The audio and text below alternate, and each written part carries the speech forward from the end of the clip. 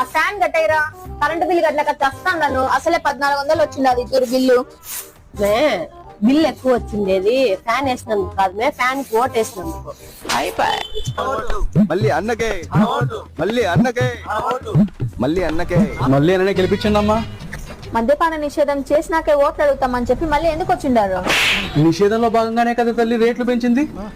అట్నా మీ దృష్టిలో నిషేధం అంటే ఉన్న మందును తీసేసి అన్న మందు తీసుకొచ్చి రేట్లు ఎక్కువ పెట్టి అమ్ముకోవడమా?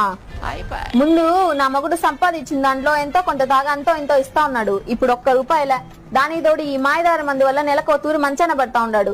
ఇంకొకసారి ఆశీర్వదించండి తల్లి, ఈసారి పూర్తిగా మద్యం అనేది లేకుండా చేస్తాడు. మీ జోబు నింపుకోవడం కోసం మా పొట్ట కొట్టినారు, మా పుస్తలు పెట్టుబడిగా పెట్టినారు. మళ్ళీ ఏ మొహం పెట్టుకొని వచ్చి అడుగుతాండారు ఓట్లు? ఓ అన్నా, అన్నకే ఇస్తారు కదమ్మా. మేము సరదాకే సింపతితో ఓట్లు వేసిన వాళ్ళు. మీరు మద్య నిషేధం పేరుతో మా మనోభావం